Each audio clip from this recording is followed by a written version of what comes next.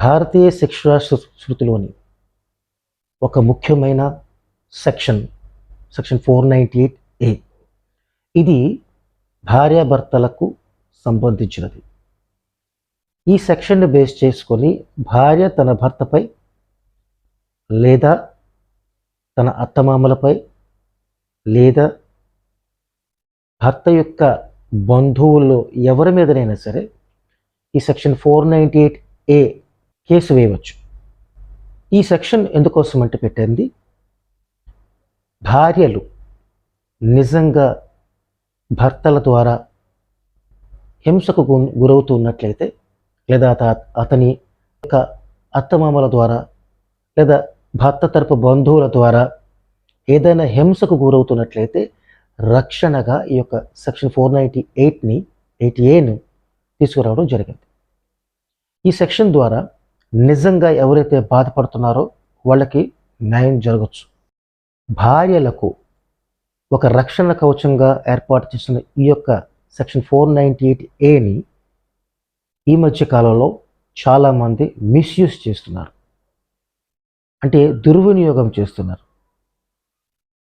అన్యాయంగా భర్త పైన, భర్త యొక్క తల్లిదండ్రులపైన, వాళ్ళ బంధువులపైన, ఎంతమందిని అయితే అంతమంది మీద ప్రతి ఒక్కరి పేరుని వాళ్ళు ఇంక్లూడ్ చేసేసి ఈ యొక్క కేసులో అసలు కేసుతో ఏదైనా సంబంధం లేకుండానే అనేక మంది పైన యొక్క సెక్షన్ పేరుతోటి కేసులు వేయడం జరుగుతుంది, కేసులో ఇంక్లూడ్ చేయడం జరుగుతుంది.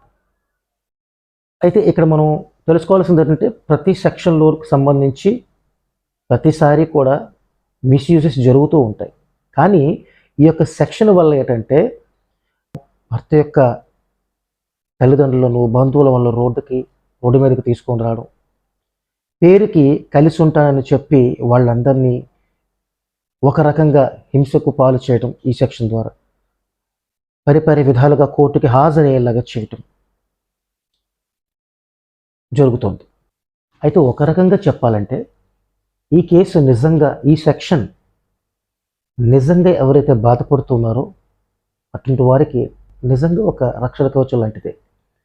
కానీ దీనిని బేస్ చేసుకొని అన్యాయంగా, అక్రమంగా ఈ యొక్క భర్త తాలూకా బంధువులందరినీ కూడా ఇబ్బందులు పాలు చేయడం అనేది జరుగుతుంది. మనం అనుకోవచ్చు చాలా కేసుల్లో చాలా సెక్షన్స్ ఇలాగ మిస్యూజ్ జరుగుతున్నాయి, కానీ ఇది పర్టికులర్గా ఒక కుటుంబాన్ని టార్గెట్ చేసి ఆ కుటుంబంలో లబ్ధి పొందుదామని చూస్తున్న రకాలు ఎక్కువగా ఉన్నాయి.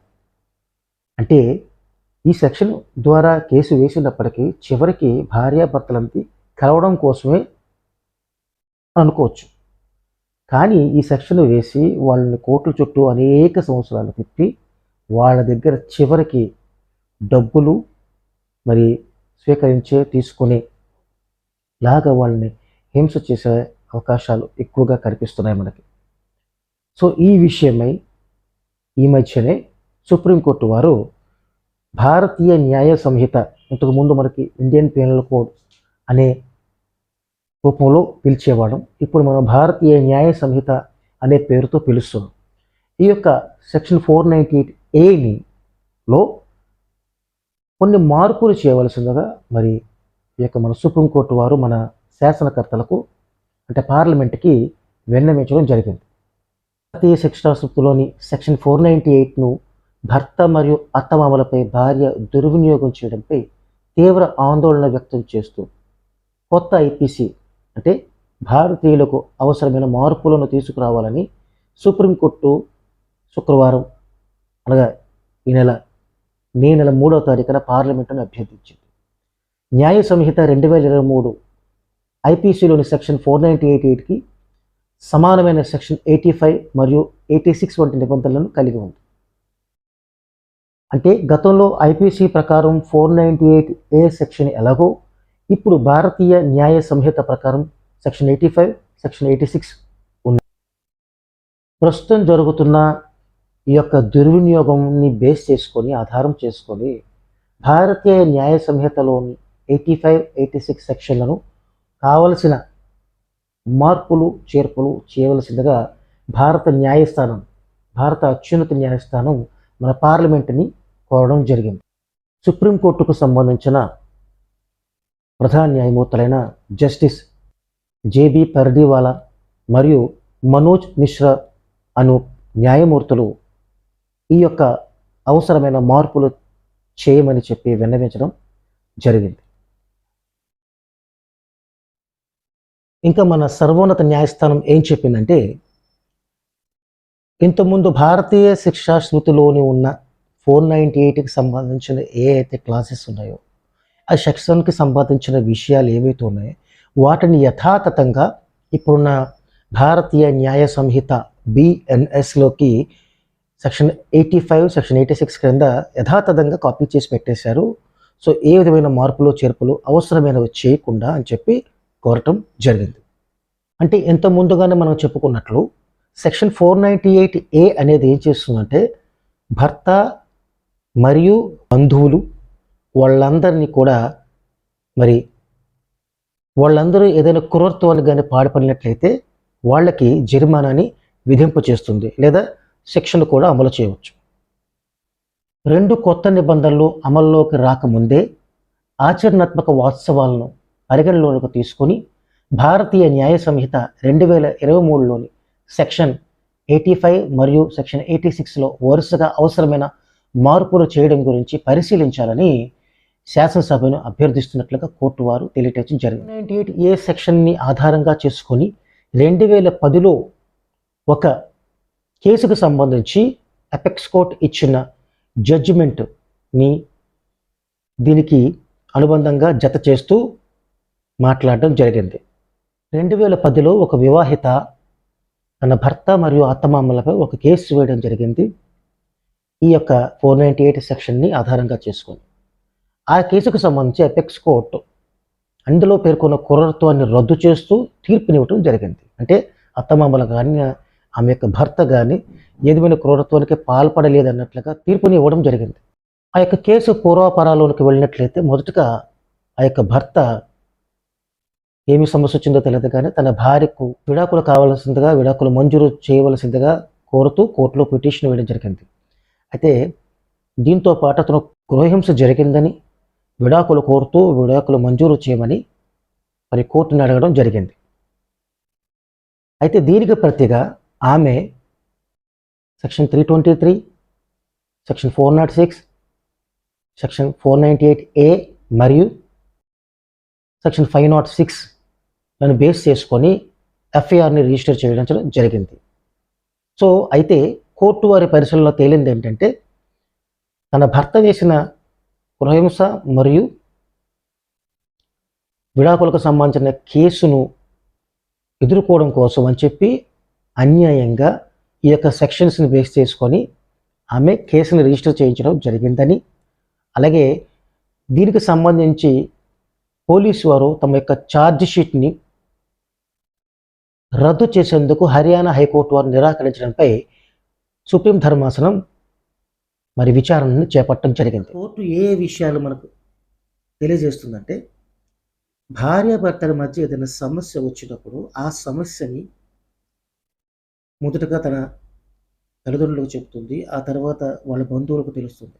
ఇలా తెలిసిన ప్రతి ఒక్కరూ కూడా వాళ్ళు ఆమెకి ఇచ్చే సలహాలు ఎలాగుంటాయంటే చిన్న విషయాన్ని పెద్ద పెద్ద విషయాలు చేసినట్లుగా ఉంటుంది. అలాగే వాళ్ళందరూ కూడా కూర్చొని మొదటిగా ఏం చేస్తారంటే పోలీసుల్ని కాంటాక్ట్ చేద్దామని చెప్పి భావిస్తారు. దీనివల్ల ఏం జరుగుతుందంటే ఆ భార్యాభర్తలు కలిసి జీవించడానికి ఏ చిన్న అవకాశం ఉన్నా కూడా అది కూడా కోల్పోవడం జరుగుతుంది. సో కాబట్టి మొదటగా వాళ్ళు ప్రయత్నం చేయాల్సింది ఆ భార్యాభర్తలిద్దరిని కలపడానికి ప్రయత్నం చేయాలి. ఎంతవరకు అది అవ్వకపోతే అప్పుడు పోలీసు వారి సహకారం తీసుకోవాలని చెప్పి మరి మన సుప్రీంకోర్టు ధర్మాసనం తెలియచేయడం జరిగింది. అలాగే భార్యాభర్తలకు సంబంధించిన ఏదైనా మ్యాటర్ పోలీసు వారి ద్వారా వచ్చినప్పుడు మొదటగా వాళ్ళు తెలుసుకోవాల్సింది ఇది నిజంగా జరిగిందా లేదా అన్నదాని గురించి కూడా ఆలోచించాలి అని చెప్తోంది. సో పోలీసు వారు ముందు సంపూర్ణమైన ఎంక్వైరీ చేసి విచారణ చేపట్టి అది జెన్యూన్ అయితే తప్పకుండా అటువంటి వారికి తమ సహకారాన్ని అందజేయాల్సిందిగా కోర్టు వారు పోలీసు వారికి భార్యాభర్తలు అన్నాక చిన్న చిన్న యుద్ధాలు జరుగుతూ ఉంటాయి, చిన్న చిన్న గొడవలు జరుగుతూ ఉంటాయి. అలా జరిగిన ప్రతి దాన్ని కూడా మనం క్రూయల్టీ కింద తీసుకోకూడదు అని చెప్పి పోలీసు వారికి తెలియజేయడం జరిగింది. అందుచేత భర్త ఏం చేశాడంటే ఈ కేసులో ఈ మొత్తం ఇష్యూ అంతటిని తీసుకొని వెళ్ళి సుప్రీంకోర్టులో వేయడం జరిగింది. సో అప్పుడు సుప్రీంకోర్టు వారు విచారణ చేపట్టి దాన్ని తీసుకొని ఆ యొక్క ఛార్జ్ షీట్ ఏదైతే ఉందో దాన్ని క్వాష్ చేయడం జరిగింది. ప్రస్తుతం 498 సెక్షన్ కింద కాపీ చేయబడిన మొత్తం ఏదైతే ఉందో దానిని భారతీయ న్యాయ సంహితలో ఉన్న సెక్షన్ 85, 86 కింద అవసరమైన మార్పులు చేయమని కోరుతూ రికమెండ్ చేయడం జరిగింది. ఒక విషయాన్ని విన్న మీరందరూ కూడా తెలుసుకోవాల్సింది ఏంటంటే, ప్రధానంగా మీకు సమీపంలో ఉన్న భార్యాభర్తల మధ్య ఏదైనా సమస్య వచ్చినట్లయితే మొదటగా మీరు చేయవలసింది వాళ్ళని కలపడానికి ప్రయత్నం చేయటం. వస్తాయి భార్యాభర్తల మధ్య చిన్న చిన్న సమస్యలు వస్తూ ఉంటాయి, రాకుండా ఉండదు. అది ప్రతీదీ క్రూరత్వం కింద రాదు. అది మాత్రం మనం గుర్తుపెట్టుకోవాలి. కాబట్టి ప్రతి ఒక్కరు కూడా చివరి వరకు కలపడం కోసమే ప్రయత్నం చేయాలి. ప్రతిదానికి పోలీస్‌కి వెళ్ళిపోతాము, పోలీస్ కంప్లెయింట్ ఇచ్చేస్తాము అని బెదిరింపులు గట్రా చేసినట్లయితే the sole purpose of the 498 లేదా సెక్షన్ 85 అండ్ 86 ఆఫ్ భారతీయ న్యాయ సంహితలోని ప్రధాన ఉద్దేశ్యం ఏంటంటే, చివరికి అటువంటి క్రూరత్వాన్ని భర్త నుంచి తీసివేసి వాళ్ళిద్దరూ భార్యాభర్తలు ఇరువురు కూడా సఖ్యత కలిగి ప్రేమతో జీవించాలని కోరుకోవడం. ఆ దిశగా వాళ్ళకి చేయవలసిన ప్రోత్సాహాన్ని మనం చేయాలి. అంతే తప్పించి ఇలాగ కేసు వేస్తామని చెప్పి వాళ్ళని, వాళ్ళ తాలూకా బంధువుల్ని, అత్తమామల్ని వాళ్ళందరి మీద కేసులు వేసిస్తే చివరికి వాళ్ళతోను మనం ఎలా కలిసి జీవించగలం? వాళ్ళు కూడా మనతో భయపడి జీవించడం అది మంచి పద్ధతి కాదు. యాజ్ ఎ హ్యూమన్ బీయింగ్ మనమందరం కూడా ప్రతి ఒక్కరు కూడా ఒకరి ఎడల ఒకరు ప్రేమను కలిగి జీవించాలని కోరుకోవాలి తప్పించి అనుమానాలతో లేదా కోపాలతోనో, ద్వేషాలతోనో, విద్వేషాలతో జీవించకూడదు. సో ఆ దిశగా చూస్తున్న ప్రతి ఒక్క సబ్స్క్రైబర్ ప్రయత్నాలు చేస్తారని, మీ చుట్టుపక్కల ఎలాంటి సమస్యలు ఏమైనా ఉన్నట్లయితే ఆ దిశగా ఆ సమస్య పరిష్కారం అయ్యే విధంగా ప్రయత్నాలు చేస్తారని, ఎవరైతే మీకు తెలిసిన వాళ్ళు ఉన్నారో, ఏదైనా ఏదైనా ఇలాంటి సమస్యను పరిష్కరించిన వారు ఎవరైనా ఉన్నట్లయితే వాళ్ళు తమ కామెంట్స్ ద్వారా తాము చేసిన ప్రయత్నాన్ని గురించి చెప్పగలరని కోరుకుంటూ, thank you very much for watching my video.